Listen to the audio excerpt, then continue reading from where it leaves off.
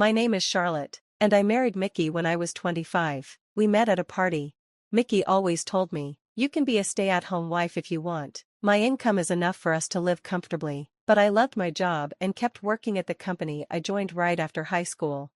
In the second year of our marriage, I decided to quit my job. The reason was a phone call from my father-in-law. He told me my mother-in-law had collapsed. I cared a lot about my kind and gentle mother-in-law. Since Mickey couldn't leave work, I rushed to see her alone. When I arrived, she smiled weakly at me from her hospital bed, surrounded by tubes.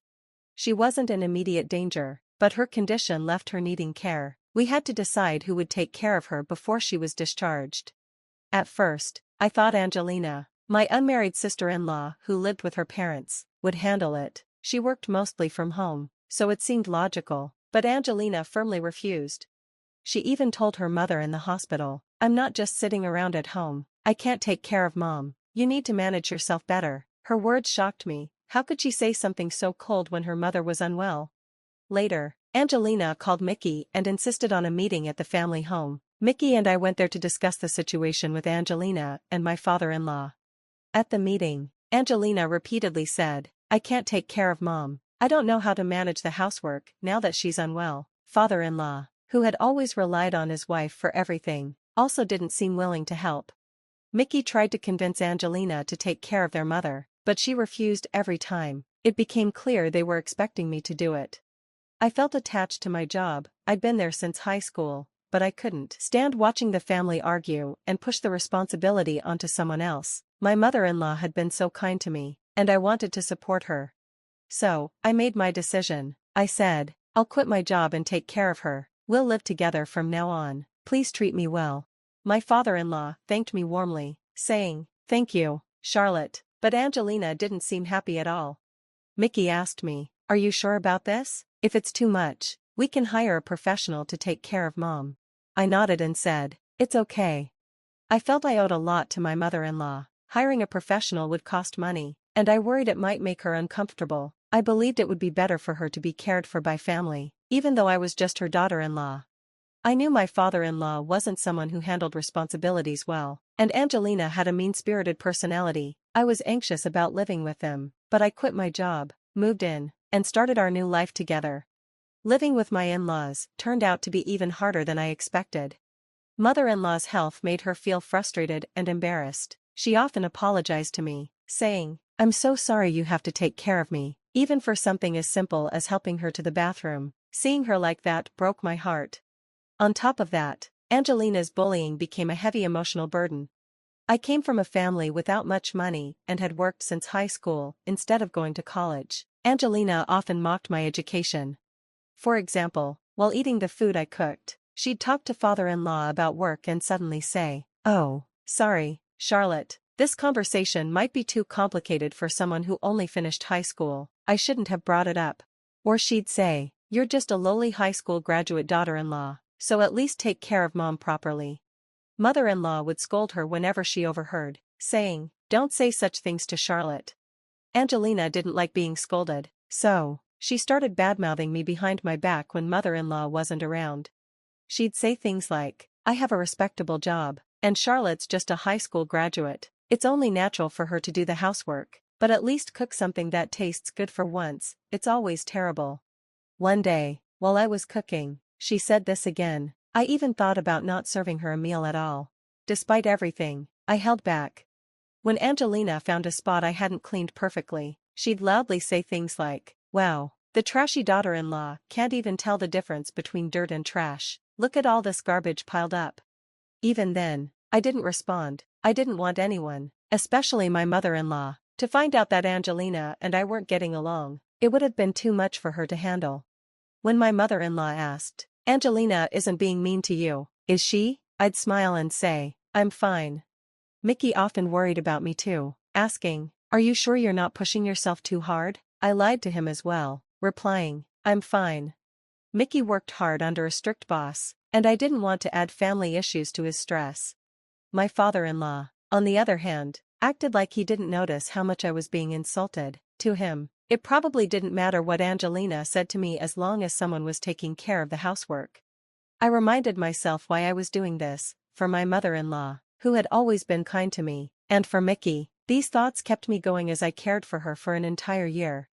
Then, one day, my mother-in-law passed away peacefully in her sleep. At the funeral, Angelina accused me through tears, saying, "Mama died because you didn't take proper care of her. You're such a useless, trashy daughter-in-law." Her words hit me hard. I had done everything I could for my mother-in-law, but now I couldn't stop wondering if it was my fault. Maybe I had missed something, and maybe I wasn't good enough. During the funeral, I felt completely numb, like an empty shell. Mickey was kind and tried to comfort me, but Angelina kept making comments whenever he wasn't around. After the funeral, Angelina kept saying things like, "You're really useless."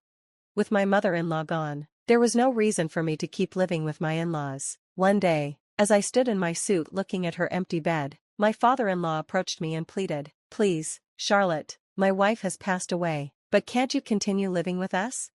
He couldn't do any housework, and I couldn't imagine Angelina stepping up either. It was clear he wanted me to stay on as a housekeeper.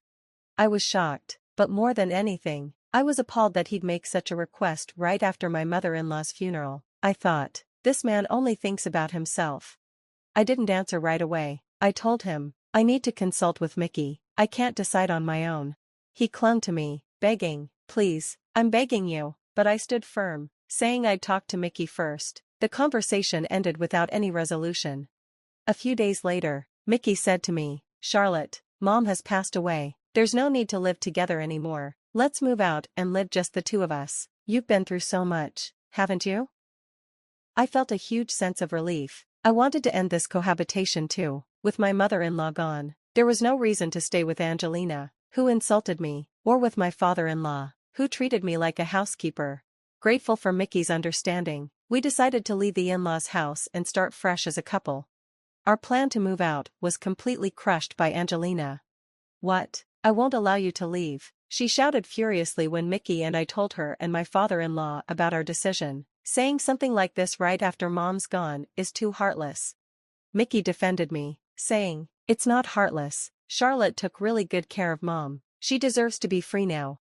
Angelina snapped back, "A high school graduate like her can't find a job now. If she can't be useful to society, she should at least stay here and do housework to be useful to Dad and me." Mickey stood up for me again. "Charlotte was excellent at her job. You have no right to talk to her like that." Despite his protests, Angelina stormed out of the room, yelling, "Neither Mickey nor Charlotte is leaving this house." The discussion ended abruptly. But Mickey wasn't deterred. "We can just leave on our own," he said, and began looking for a new place. I started preparing for the move too, balancing housework and property searches while keeping things orderly to avoid Angelina's complaints. Unfortunately, Angelina noticed and started sabotaging me. When I organized our belongings, she'd scatter them around, shouting, "Heartless person, I'll never let you leave this house." When I made calls to real estate agents, she'd snatch my phone and tell them, "Please ignore that conversation. It's not happening." Her behavior became completely out of control. Mickey confronted her every time, but she just screamed back, "Your wife is the worst. You have no eye for women." Nothing ever changed.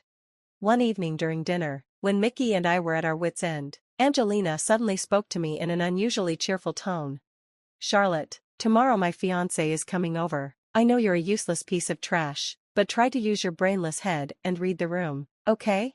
I was used to being berated at the dinner table when Mickey wasn't around, but the word fiancé coming out of Angelina's mouth caught me off guard. I couldn't help but think, there's actually a man in the world who wants to marry her? It was rude, but I was genuinely shocked. Throughout dinner, she kept telling me to be a good girl tomorrow, and I responded vaguely, ending the day doing housework as usual. The next day, Angelina dressed more stylishly than I'd ever seen her and brought her fiancé, Randolph, to the house. He wore a well-fitted suit, was polite, and seemed intelligent. Again, I thought to myself, why would someone like him want to marry Angelina? As I prepared drinks, I overheard their conversation in the living room. Angelina was speaking in a sweet, cajoling voice to Randolph and my father-in-law. "That girl you saw earlier is Mickey's wife. She can't do anything. I do all the housework in this house, and I worked so hard to take care of our late mom. Honestly, I think Mom could have lived longer if that girl hadn't stressed her out so much." I froze. Her words felt like a slap in the face. I had been holding back for so long, enduring her insults so I wouldn't burden Mickey or my mother-in-law, but this time, the anger I'd suppressed all year came rushing out. Everything, every chore, every moment spent taking care of mother-in-law, was my work. Angelina never helped with anything. Determined, I walked into the living room with the drinks. Smiling, I greeted Randolph. "Hello, as you were introduced, I'm the high school graduate, bottom of the barrel, useless trash. Nice to meet you." Angelina let out a panicked shout. "What are you doing?" But I continued calmly. "Angelina really guides me well. She evaluates every meal I make as tasteless, laughs while calling me trash cleaning trash, and blames me for mother-in-law's early passing because of my so-called incompetence." Angelina snapped. "What are you saying?" She stormed over and yanked my hair, screaming, "Stop it." Randolph looked shocked and confused, stammering, What is going on?" I felt sorry for him. Clearly, he had never seen this side of Angelina, but I hoped this moment would make him rethink marrying her. I felt like I had saved Randolph from a terrible situation, so I excused myself mentally for causing the chaos. "Well then, the trash will leave now," I said before walking out of the in-laws' house, taking only my valuables. Father-in-law sat silently, not wanting to get involved, while Angelina raged furiously and Randolph, near tears, tried to calm her down. Watching their reactions felt oddly refreshing. I left and went to stay at my parents' house. When I explained everything to them, they were shocked by Angelina's behavior and father-in-law's indifference. "Do as you please from now on, Charlotte," they told me. For the first time in a long while, I relaxed and felt at peace. That evening, Mickey came to my parents' house after a long day at work. He had been yelled at by Angelina, who blamed him for everything. Unable to get a straight answer from her, he learned from father-in-law that I had left and came straight to me. "We should have moved out sooner," he said. "I knew my sister and father had been tormenting you, and I'm sorry I couldn't stop it. From now on, I'll always protect you. If you'll still have me, I want you to stay with me as my wife forever." I apologized, saying, "Mickey, I'm sorry for ruining Angelina's engagement. She's your sister, after all." But Mickey hugged me tightly and reassured me, "Charlotte, you did nothing wrong." I stayed with my parents for a while, and Mickey moved my belongings to our new place. Soon after, we found a nice home and started a peaceful life together. Angelina and father-in-law tried calling us every day, but we blocked them. Mickey later told me that Angelina's engagement was called off. Randolph had been so shocked by her behavior that he said, "I need to rethink marriage," and then cut all contact with her. Angelina screamed and cried, blaming Mickey, but he calmly replied, "Charlotte just told the truth." Father-in-law, now desperate without anyone to do the housework, asked Mickey, "Can you bring Charlotte back?" Mickey firmly replied, "I'm cutting ties with this house." A few months later, I found out I was pregnant. Mickey was overjoyed and decided to leave his demanding job for a less stressful one, saying, "I want to raise our child together with you." We haven't told the in-laws about the baby and don't plan to. Their attitudes wouldn't change, so there's no reason to involve them in our happiness. Now, with my belly growing, Mickey and I are looking forward to welcoming our child. We're living peacefully, enjoying each day together.